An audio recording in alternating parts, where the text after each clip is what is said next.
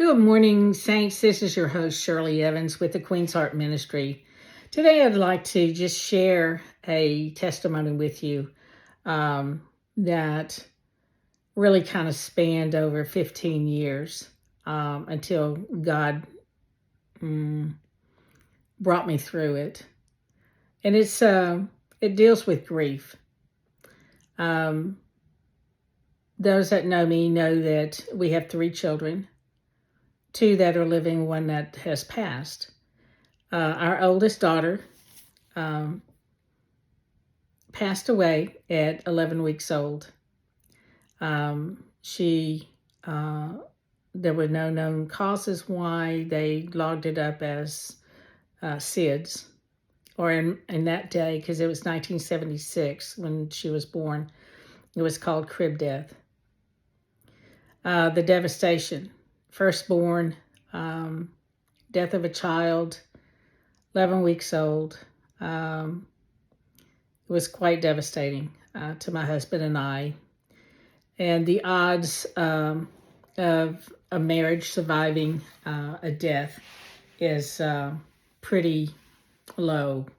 Most times they say that a marriage cannot survive when you've experienced the death of a child. But praise God, my husband and I have been married 50 years. So our daughter was born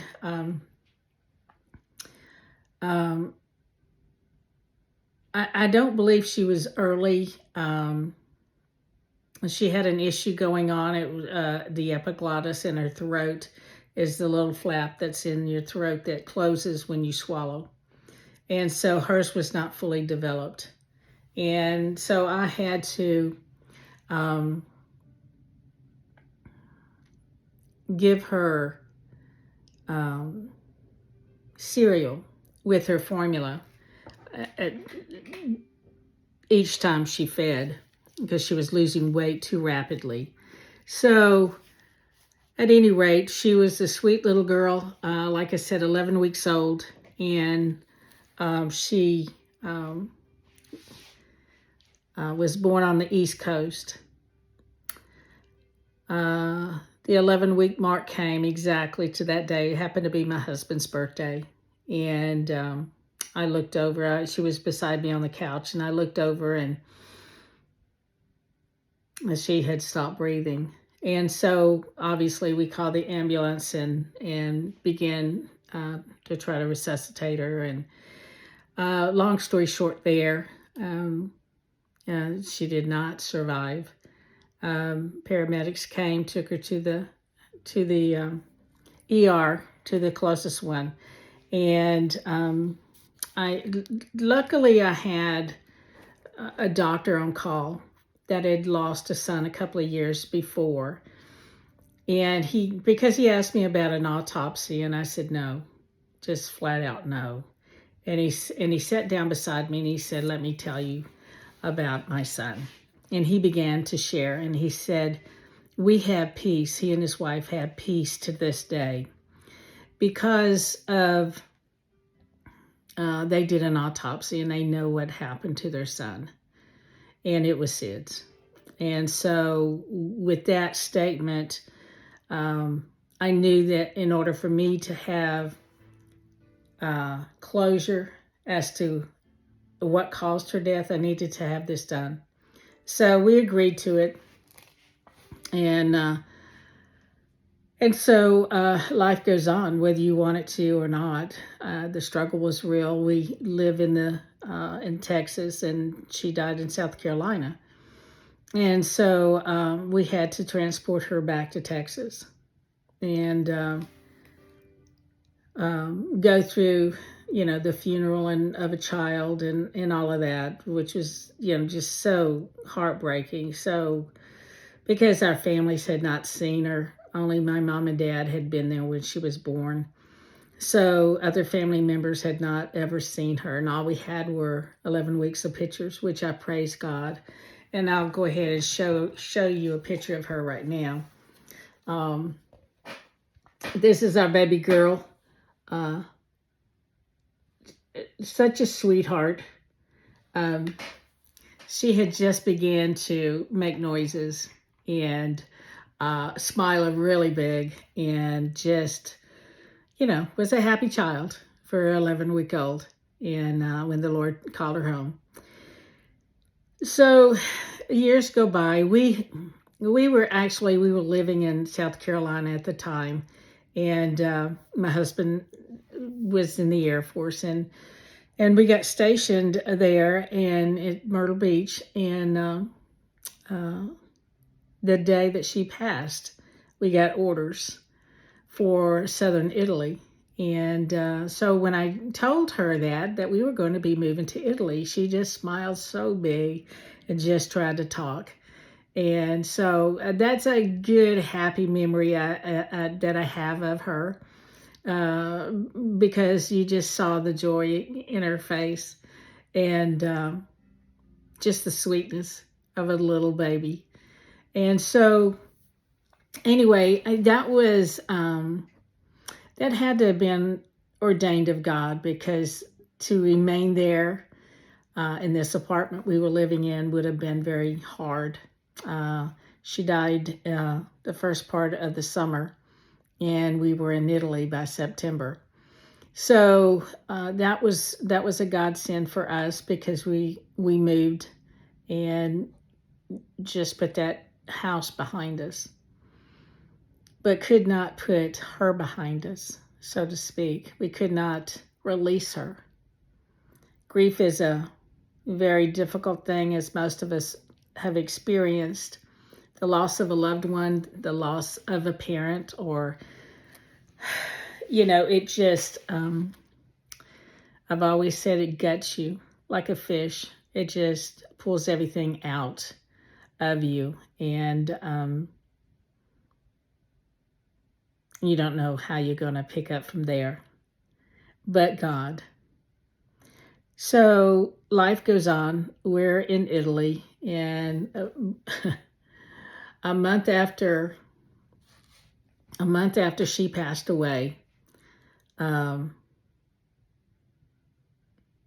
I'm sorry, 3 months after she passed away, a lady who I considered to be my second mother also passed away. And which was very difficult, because if I had issues going on, then I could go to her instead of my own mom, and she would help me through. And so I couldn't be there for the funeral. I couldn't be there for the family. And then a month after that, after her death, my aunt passes away. And again, she was a sweet lady. And they're all missed, just like anybody else that you have in your life that's important to you. So life goes on. We live in Italy for 2.5 years. And in the beginning, because she died on my husband's birthday, for the first couple of years, we didn't celebrate his birthday because it was just too hard. That 1 year mark, that 2 year mark. And it's been, this year will be, it's 47 years. And so we go on and we live our lives. And the hard part was in traveling to Italy. In the airport, I'd see a mother, discipline her child, spank the child, and just heartbreak. I'd lose it. I'd just cry, and just want to say, do you understand what you have there? Do you understand that child and the life that it brings to your life? I was not a Christian at that time. However, as non-Christians, you still say, you're going to heaven, and that you pray. And so at any rate, I seem to get a handle on things.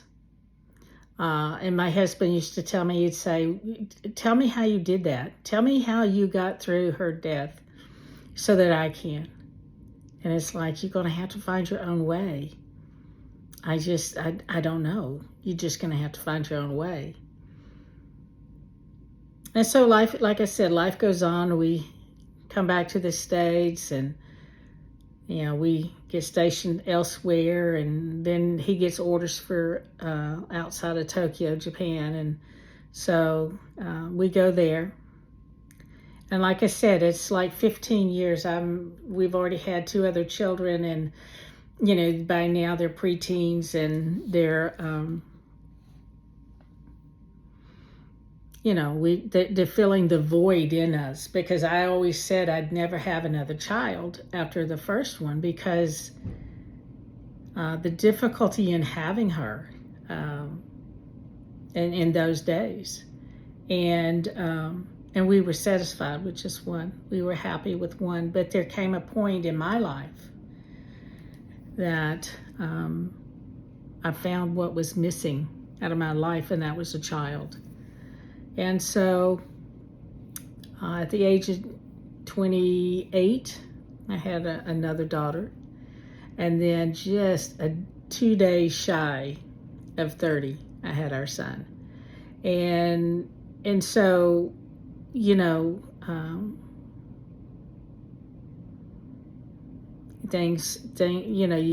I just kept praying, Lord, I don't give me another daughter. I want a son. I want a son, because I can't look at another daughter if she looks like our oldest. Our oldest daughter's name was Sonia. And so, of course, as God would have it, he would give us another daughter, and her name is Megan.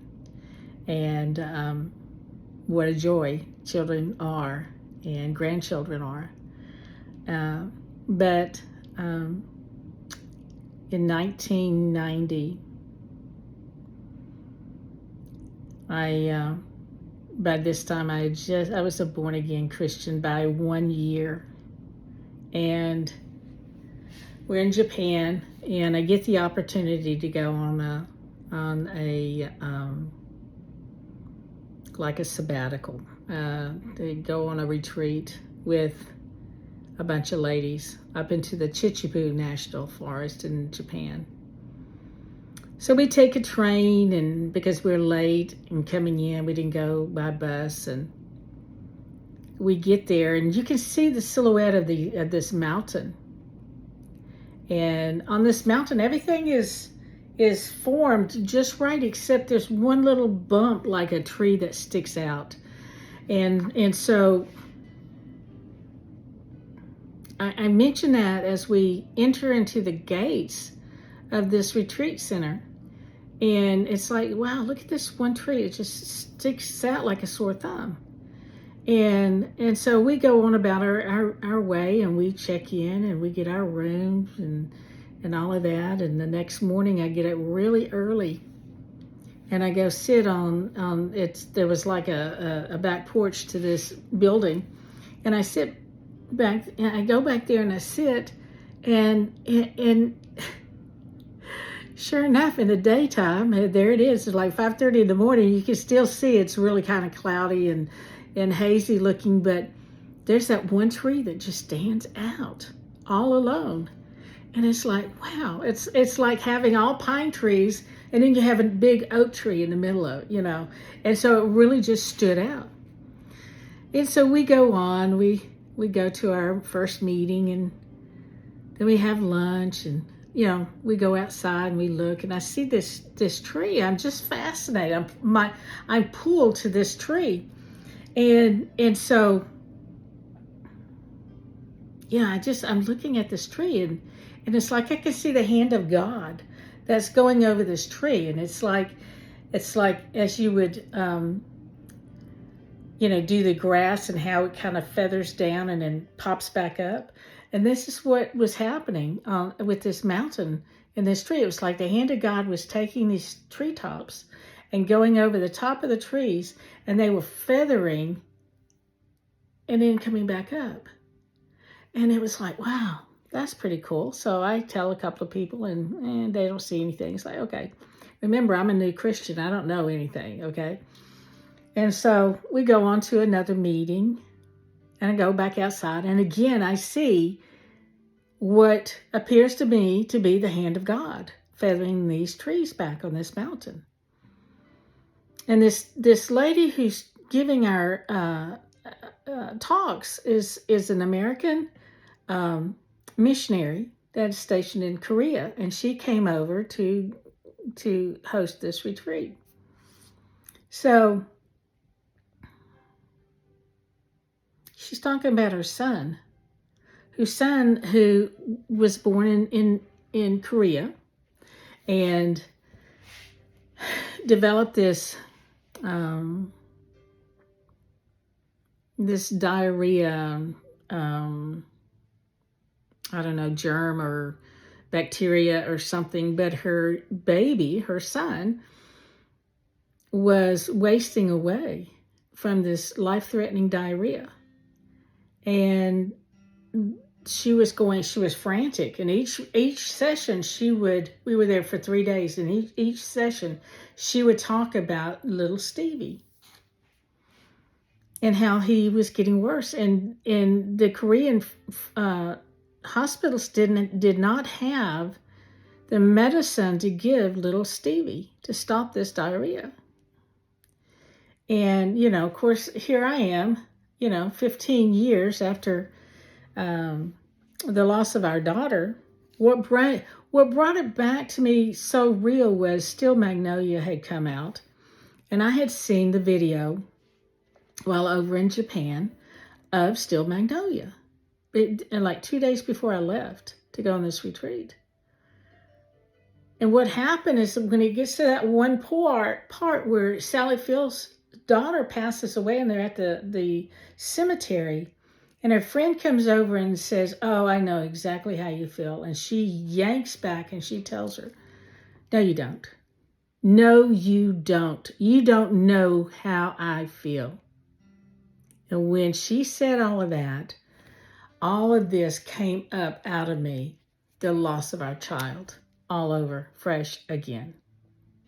Broken, down, depressed, grieving. So again, going back to the retreat center, Betty was the lady's name who was talking about little Stevie. And day after day she'd talk. And I'd go outside and I'd look at that mountain. I even climbed up the mountain, and it got so steep. We were literally climbing up, almost standing straight up. And it got too dangerous to go to the top. So we elected to come back down. We didn't want to fall, because then, we'd just be hitting trees right and left, because there were trees everywhere. So I kept seeing the hand of God on this mountaintop, not understanding it. And I'd ask people, "Don't you see this? Can't you?" No. And it's like, wow, okay. So the last morning that we're there, Betty is coming to the end of her testimony of little Stevie. And she said that he was in the hospital. She couldn't get medicines from the bases. She couldn't get it from other hospitals. They just did not have it in Korea at that moment. And they just could not get it. And Stevie was just dying.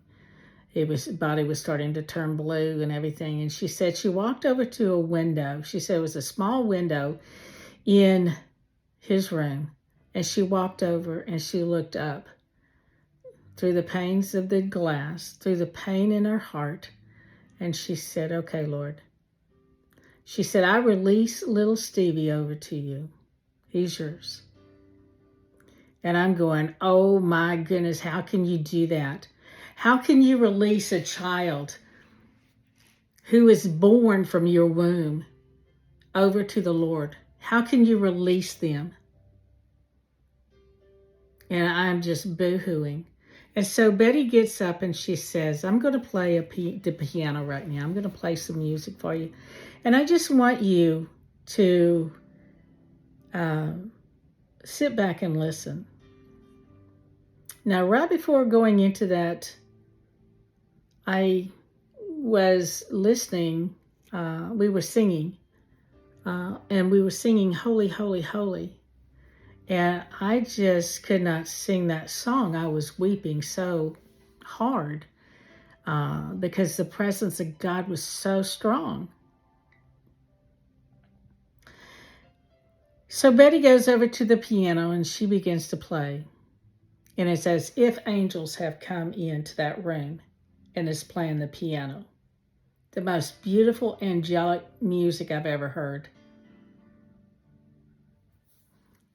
And the Lord gives me, actually, I've always said he took me to heaven. I believe he did. But if not, it was definitely a vision. And he took me to this place where it was nothing but white flowers everywhere. It was very peaceful, very calm. And here's this little girl that appears to be,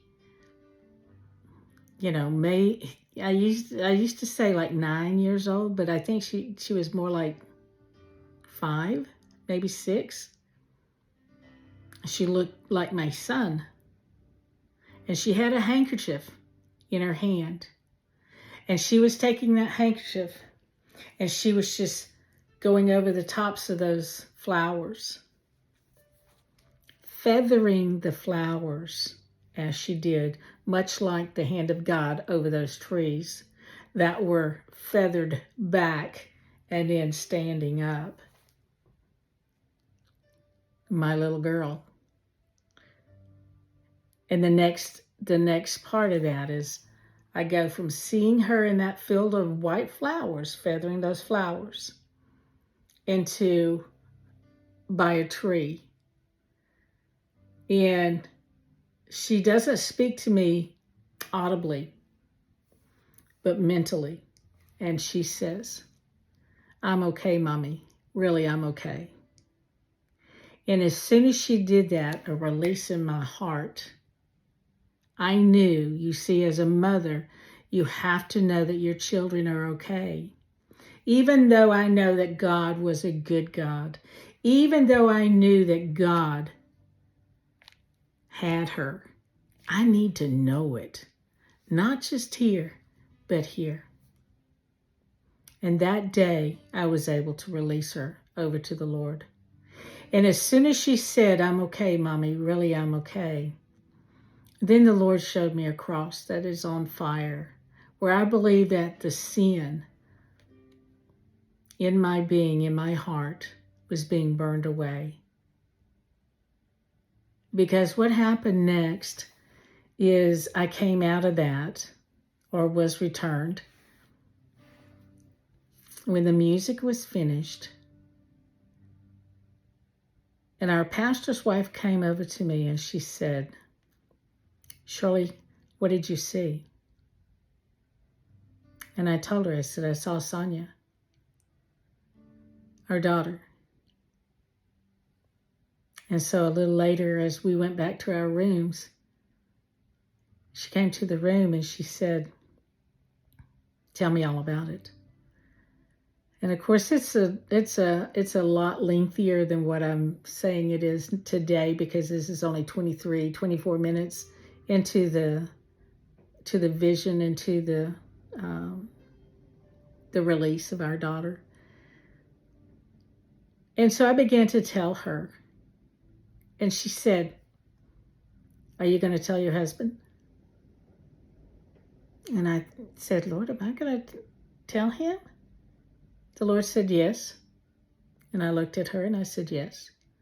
She said, "Are you going to tell the kids? Our other kids?" And I said, "Lord, am I going to tell the kids?" He said, "You'll tell Megan, but not Kyle. He's too young. You wouldn't understand." Okay, so I relayed that to the pastor's wife. And this is the conversation that went on that day with me and the Lord. I would ask him a question, he would answer me. I would ask him a question, he would answer me. So in arriving back home, my husband greets me. And the kids come and I tell them hi and hug on them and stuff, and they go back to their rooms or wherever. And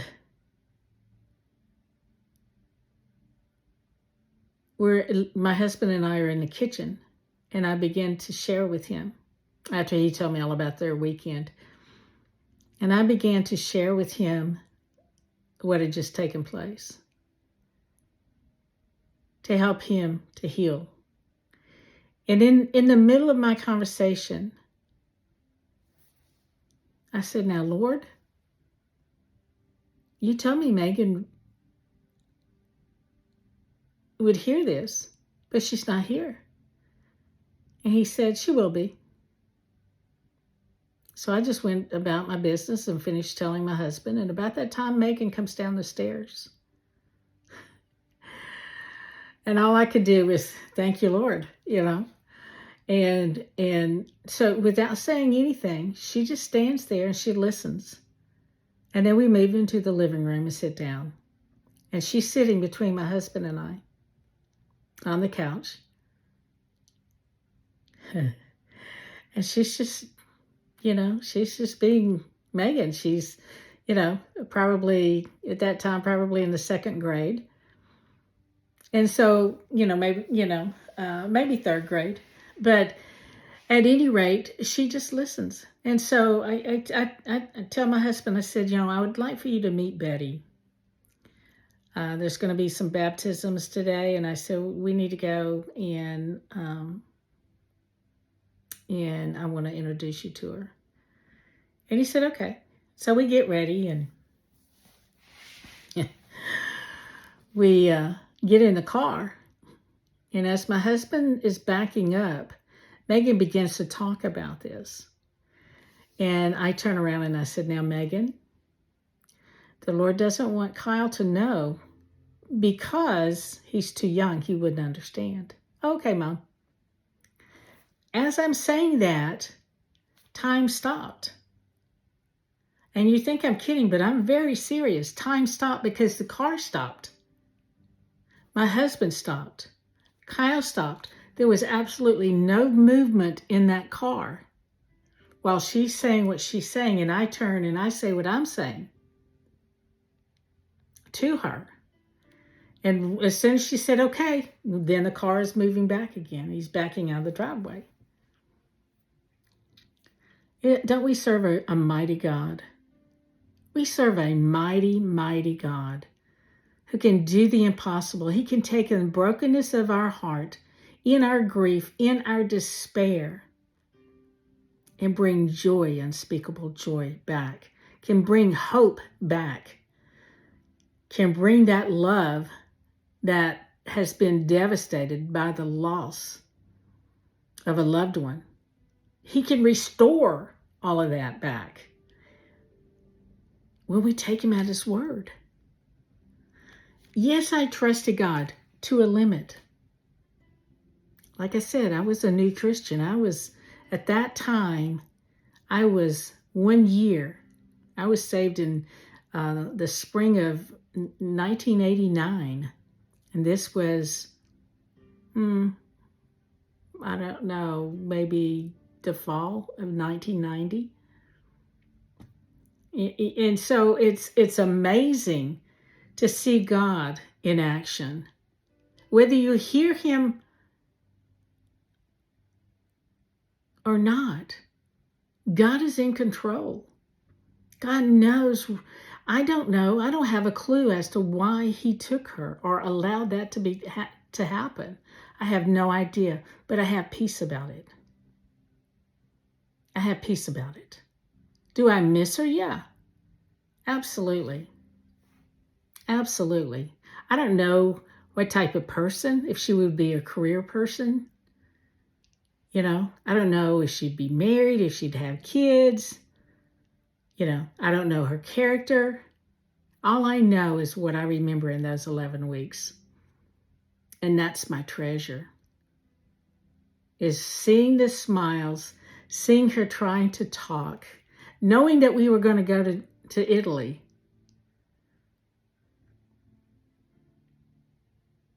and God decides to call her home. But there's coming a day, one day, when I go to see her. She may not can come back here, but I can certainly go there. I can certainly go there. So I want to encourage you today that joy comes in the morning. You can have the joy. You can have the joy. I received my joy that day in that vision. I received my healing that day because I allowed God into my heart to do the work that He needed, because I had tried for 15 years and failed. But God, my little girl, Sonia, this was taken about a week before she passed. One of my treasures, not just my daughter, but the pictures I have of her. And we would celebrate her birthdays. The kids and I, we'd go buy balloons, and we'd take them out to the cemetery or wherever we were stationed at the time. And we would sing happy birthday to her and release the balloons. And so my daughter, even though there's like 6 years apart, she's always felt very close to her, which I'm grateful for. Very grateful for. So I just wanted to share with you today the love that Christ has for us in the midst of our grief, in the midst of our heartache. He has you. He will carry you through. He will take you through whatever you are experiencing today or down the road. It's appointed once unto men to die. We know this. And there will be that day that we all go home. But until then, we're going to occupy. And we're going to praise God. And we're going to allow His love into our hearts so that we can pass that love on to others. So today, again, thank you for listening to my testimony.